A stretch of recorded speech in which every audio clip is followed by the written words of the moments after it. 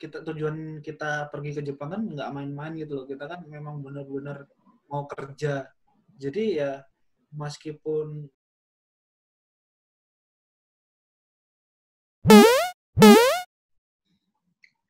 Halo Sobat Muda semua, kita kembali bertemu lagi di acara Kita Bisa.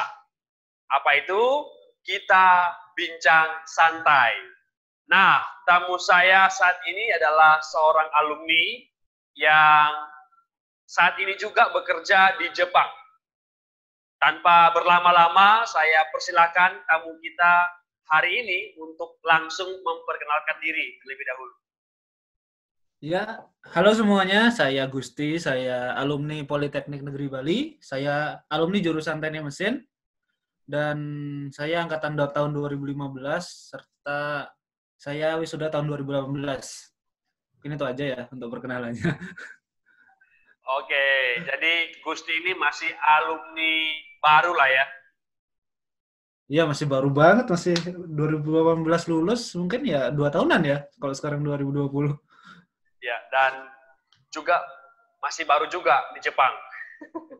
Iya, masih sekitar 11 bulanan ya, hampir 1 tahun. Nah, gimana Gus kondisi Jepang saat ini menghadapi virus corona nih? Ya, kalau di Jepang sekarang sih puji Tuhan sudah ini ya, sudah mulai dibebaskan lagi, soalnya kemarin status emergensi nasionalnya sudah dicabut di semua prefektur. Kalau saya nggak salah berita, semua prefektur udah dicabut emergensinya.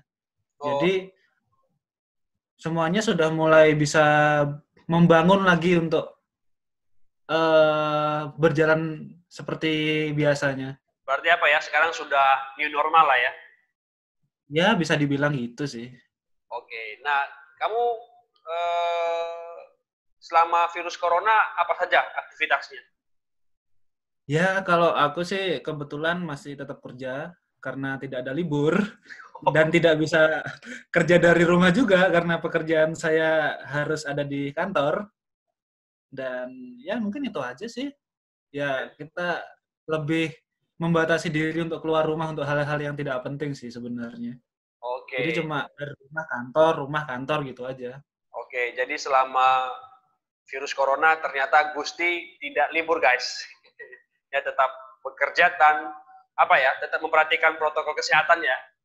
Ya, pastinya. Untuk melindungi diri dan untuk melindungi rekan-rekan kerja juga. Ya, nah saya tahu Gusti tidak cukup mudah untuk sampai ke Jepang. Ada proses yang cukup panjang, ada perjuangan di sana, dan mungkin di momen kali ini, di bincang santai kali ini, itu yang akan kita gali, kita akan bincangkan bersama-sama. Nah, untuk itu sebelumnya saya mau tanya nih, Gusti pernah kepikiran nggak suatu saat nanti mau ke Jepang?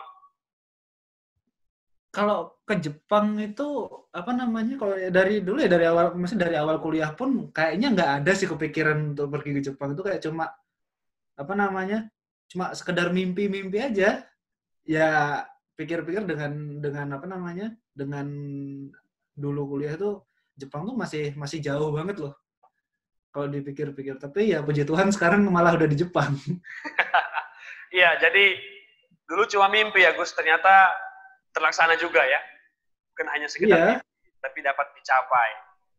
Oke, nah lalu gimana ceritanya Gus? Kamu bisa tahu informasi ada di Jepang, lowongan pekerjaan, itu dari mana?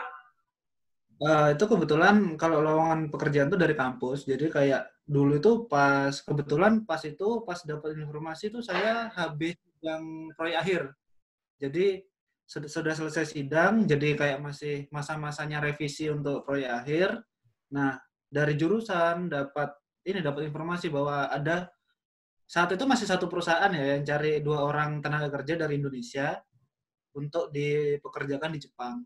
Jadi ya nggak pikir panjang lagi, harus kita lapor orang tua, habis itu sama orang tua diberikan izin, langsung daftar aja. Jadi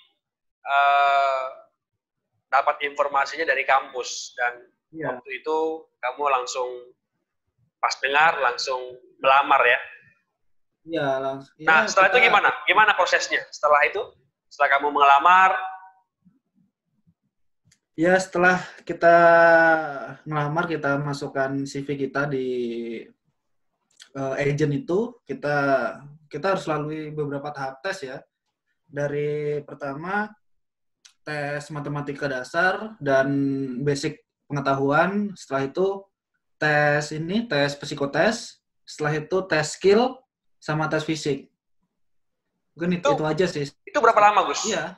Itu berapa lama prosesnya? Kalau tesnya itu sih lumayan cepet ya. Cuma ya karena dari agent juga dia menyesuaikan waktu kita, jadi sekitar hampir 2 mingguan itu kayak kita buat schedule gitu ya. Mungkin per tes itu satu hari itu aja. Oke, jadi setelah rangkaian tesnya selesai, kamu langsung ke Jepang? Enggak sih. Jadi karena Saya pikir kita kan langsung ke Jepang. ya kita kan orang Kota, kita nggak tahu bahasa Jepang dan bagaimana sih hidup di Jepang tuh kita sama sekali nggak tahu. Apalagi kebetulan saya sama sekali nggak pernah belajar bahasa Jepang karena kepikiran ke Jepang aja nggak pernah gitu. Jadi setelah semua tes wawancara juga lulus, diwawancarai pun langsung sama CEO dari perusahaan sendiri. Jadi setelah lulus semua baru kita belajar bahasa Jepang setelah itu. Sekitar kurang lebih 3 bulan 4 bulanan lah. Oke, jadi sekitar 3-4 bulan ya belajar bahasa. Belajar bahasa. Nah, itu bahasa apa? Bahasa sehari-hari atau bahasa pekerjaan? Itu gimana? Atau bahasa yang seperti apa, Gus? Itu kalau kita di sana di agent atau kita bilang LPK lah. Kita bisa bilang itu LPK. LPK. Ya, itu ini.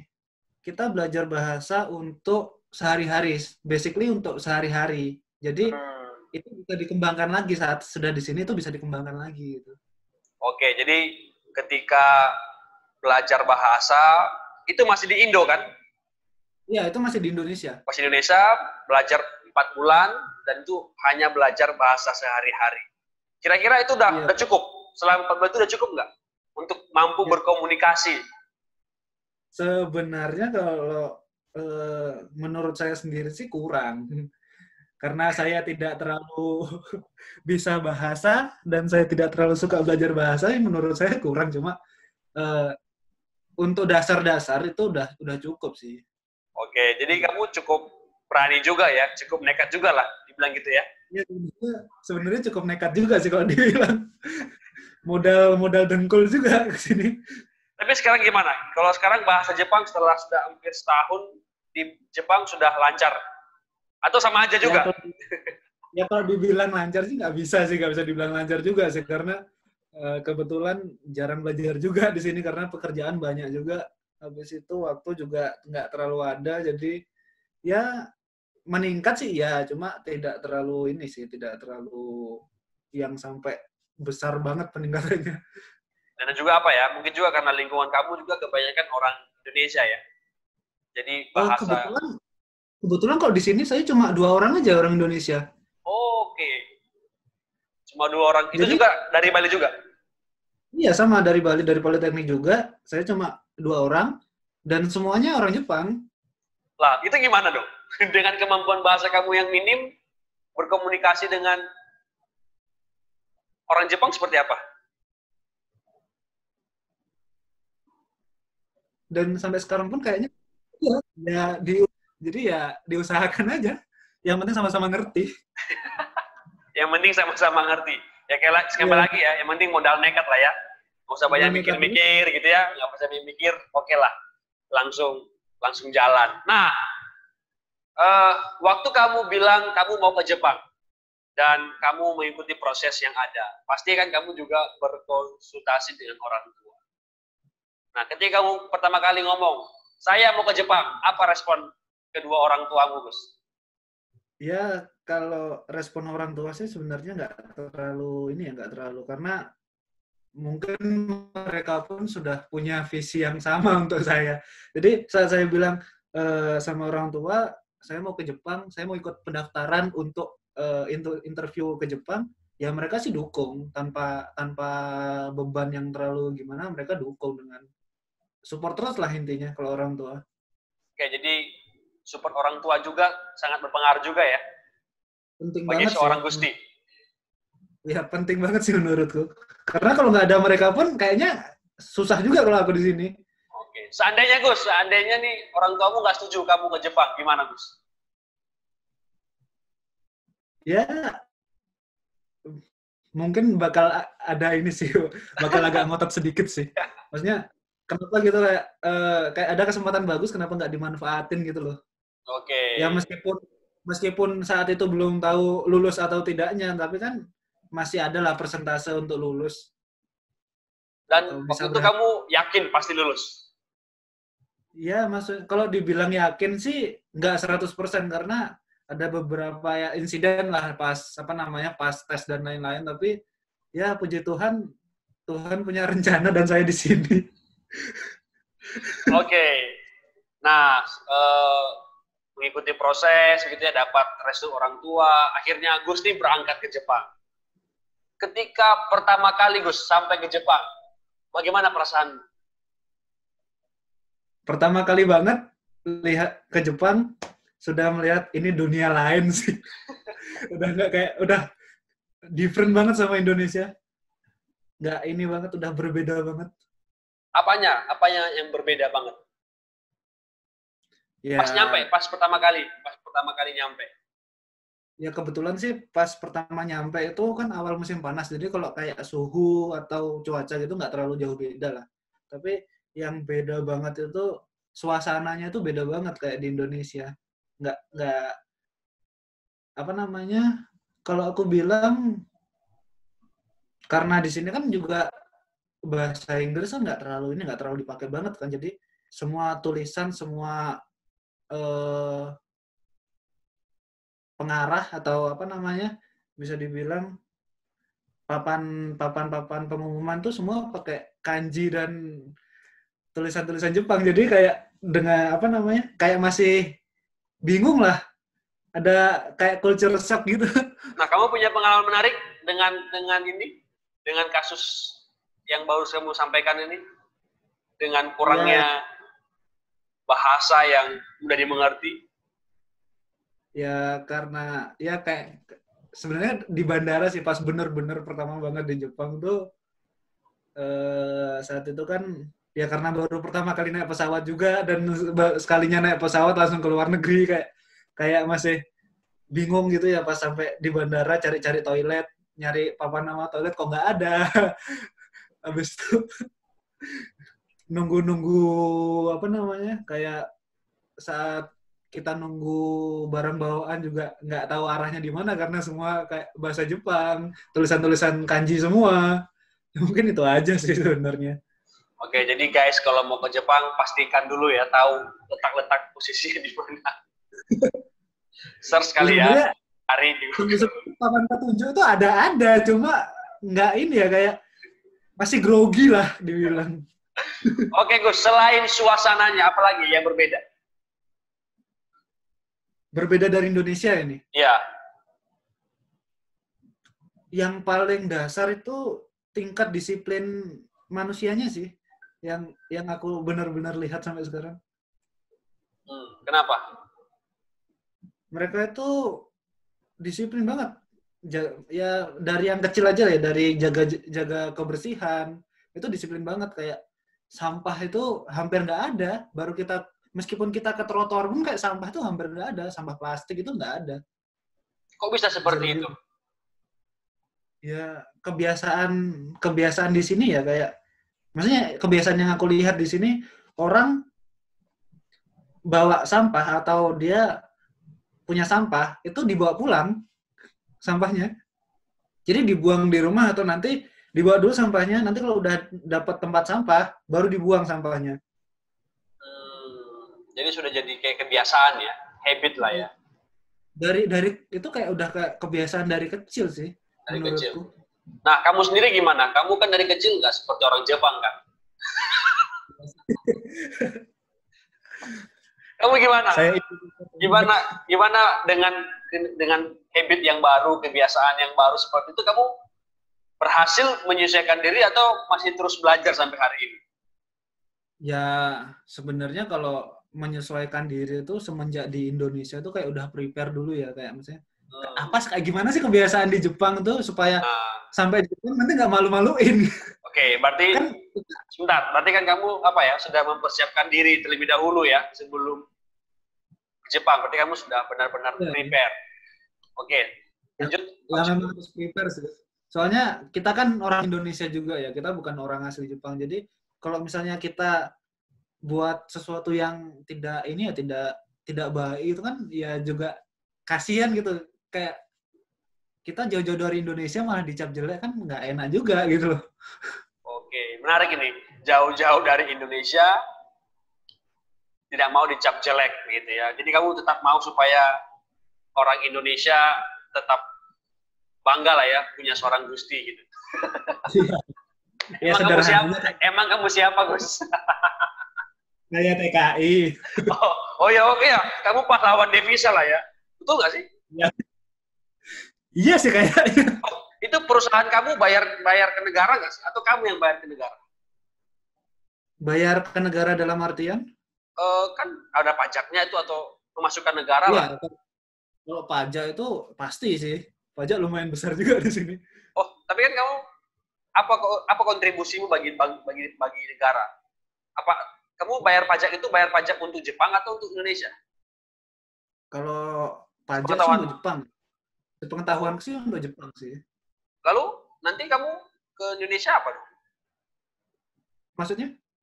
Kamu nanti kan bilang ini kamu kan TKI, kamu kan Ya, pahlawan devisa. Oh, devisa berarti. Nggak juga ya? ya. Ya mungkin dari Jepang bayar pajak juga ke Indonesia karena Nah, tenaga oke kerjanya. guys, kayaknya ini kita nanti kalau ada yang tahu silakan komen ya. Bagaimana seorang Gusti bisa berkontribusi gitu ya melalui Tapi sering bilang pahlawan devisa. Nah, itu dari mana? iya, aku juga kurang tahu sih kalau untuk itu. Tapi secara ini aku resmi kok di sini, enggak bukan TKI ilegal atau gimana, tapi aku Ya, gitu loh. ya, aku yakin kalau Gus kamu resmi kok. Nggak mungkin kamu nggak resmi. Kalau kamu sudah nggak resmi, udah lama kamu dideportasi. Oke, Gus, kita lanjut nih, Gus. Jadi, kamu akhirnya mampu menyelesaikan diri dan sudah mulai apa ya mengadopsi kebiasaan-kebiasaan yang baik di sana. Tapi kamu kangen nggak dengan suasana Indonesia sendiri? Ya kalau dibilang kangen ya pastilah ya. Kalau Apa yang paling namanya kamu kangenin, Gus? tanah air sendiri. Gimana ya, ramahnya orang-orang sih sebenarnya. Banyak bisa lah kalau di Indonesia tuh kesana kesini kita bisa ngobrol gitu loh. Kita duduk di warung kopi aja bisa ngobrol sama orang yang baru kenal gitu. Tapi kalau di Kalau sini tuh di Jepang,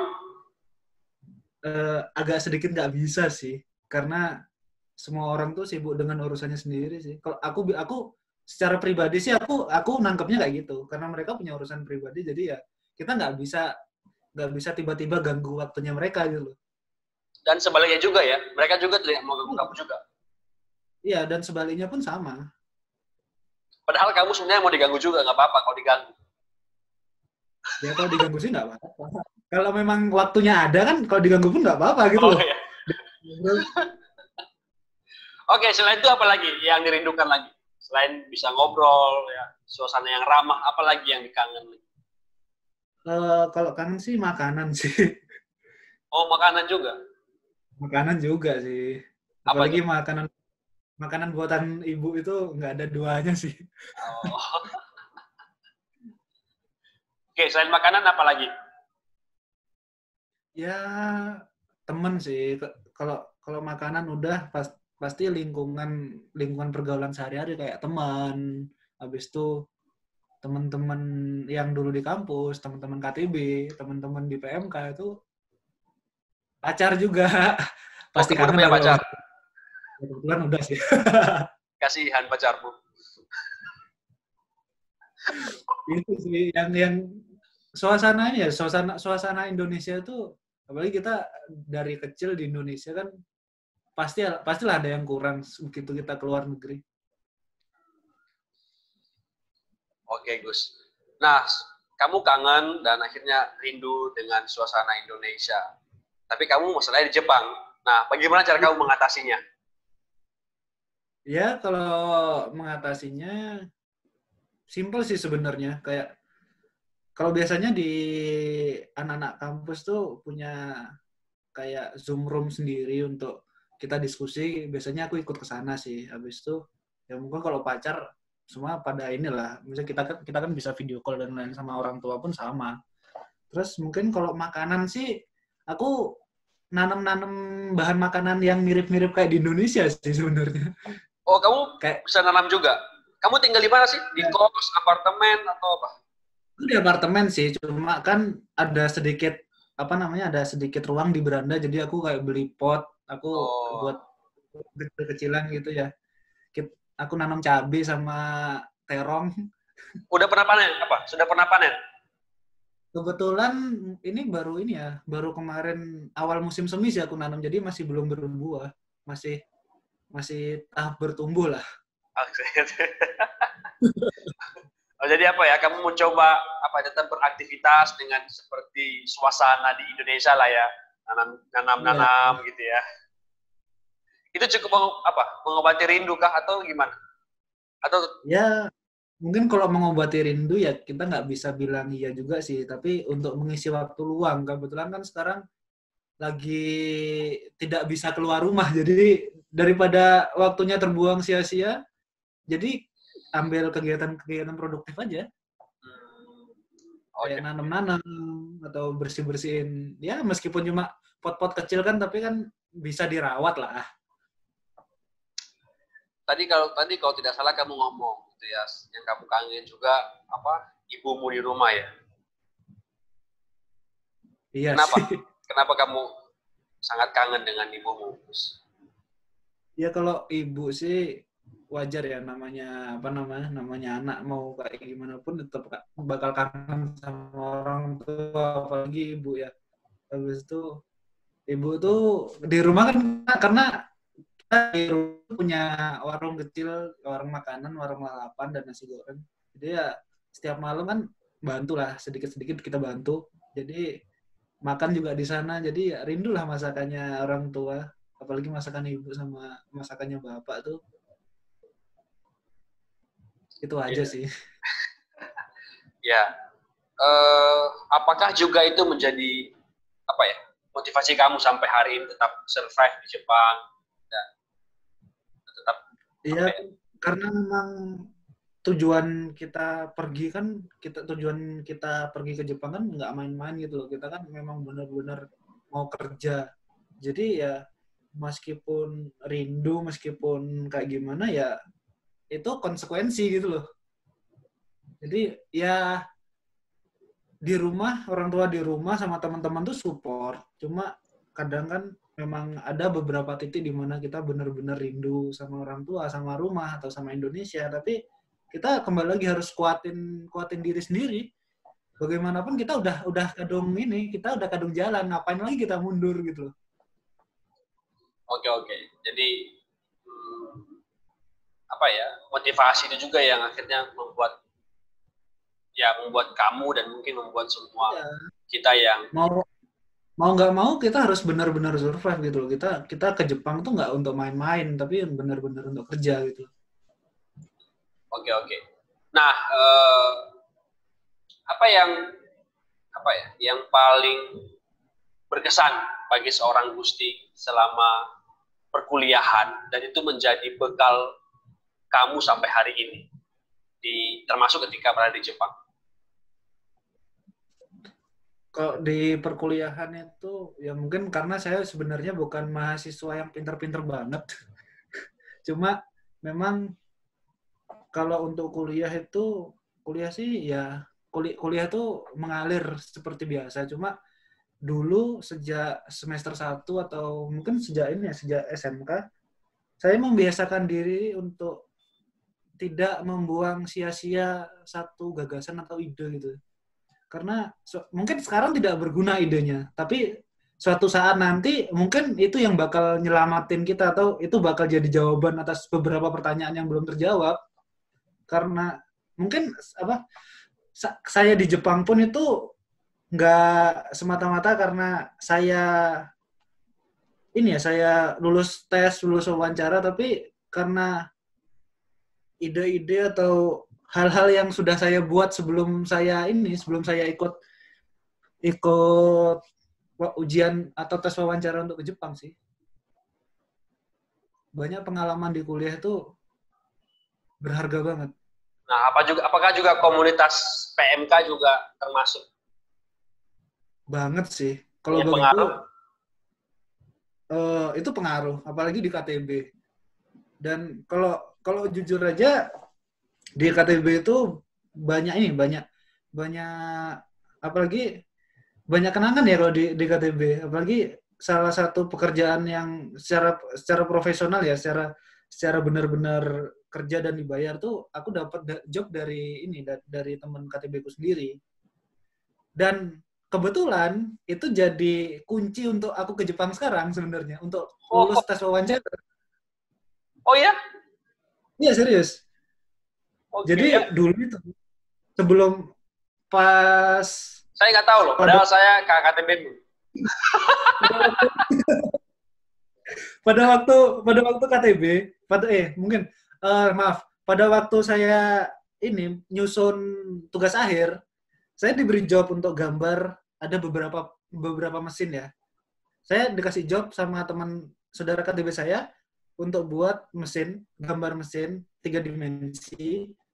Saya kerjakan itu, dan itu kayak job pertama saya saat kuliah gitu loh. Jadi bisa benar-benar kerjain. Habis itu suatu saat karena kebiasaan saya dari dulu, setiap saya buat gambar mesin atau gambar atau ada ide apa, saya selalu tempel di tembok biasanya atau di papan tulis. Saya di rumah tuh punya papan tulis besar, saya tempel di sana ide-ide atau gambar-gambar yang sudah saya buat. Waktu wawancara langsung sama pemilik perusahaan, pagi-pagi itu saya iseng lah, saya ambil gambar-gambar itu, saya kumpulin, saya bawa pas waktu wawancara. Dan itu jadi penolong banget. Wow, nah ini pentingnya guys, karena kalau hal-hal yang mungkin bagi kita sepele, tapi ternyata punya pengaruh signifikan ya. Itu mungkin kayak jadi power. Iya, mungkin bagi Gusti gambar-gambar itu nggak ada artinya, cuma kenang-kenangan doang. Tetapi ketika dapat inspirasi untuk membawa untuk waktu wawancara, artinya itu menjadi apa ya, salah satu kekuatan. Nilai plus banget ya. Jadi guys, jangan semua karya-karya kalian gitu ya, kalau bisa jangan dihilangkan, gitu, disimpan baik-baik. Suatu saat nanti mungkin bisa digunakan. Oke, senang rasanya misalnya bisa ngobrol lama dengan Gusti gitu ya, tetapi kita dibatasi oleh waktu nih Gusti ya. Di bincang santai kali ini kita cuma bincang-bincang santai bahas tentang perjalanan seorang Gusti sampai ke Jepang. Dan saya tahu bahwa tidak mudah sebenarnya, tidak segampang Gusti hari ini menceritakan kepada kita. Dan mungkin dari kesempatan kita bisa bahas lebih dalam lagi. Tetapi untuk kali ini, bagi teman-teman semua yang mendengarkan, yang menonton video ini, apa yang Gusti mau sampaikan? Kalau aku sampaikan sih, persiapkanlah masa depan atau persiapkanlah dirimu untuk sesuatu yang mungkin kamu nggak tahu kapan itu datang. Jadi saat ada kesempatan atau ada peluang, itu bisa kita ambil secepat mungkin. Jadi peluang itu kan kita nggak tahu kapan ada peluang datang sama kita. Kepada kita tuh kita nggak tahu. Jadi kita harus benar-benar persiapkan diri, ya sedikit demi sedikit nggak apa-apa. Tapi saat ada peluang kita bisa jalan gitu loh. Kita sudah ada bekalnya. Mungkin itu aja sih. Jadi jangan buang peluang dengan sia-sia. Asik, jangan membuang peluang dengan sia-sia. Oke, sobat muda semua, saya pikir demikian wawancara kita hari ini dengan Gusti, dan semoga juga Gusti tetap menjadi berkat, terus berkarya, dan tetap juga sehat sehingga suatu saat nanti bisa kembali bersama-sama dengan kita dan dengan cerita-cerita yang menarik tentunya. Baik, terima kasih teman-teman. Sampai ketemu di video berikutnya dan sampai jumpa.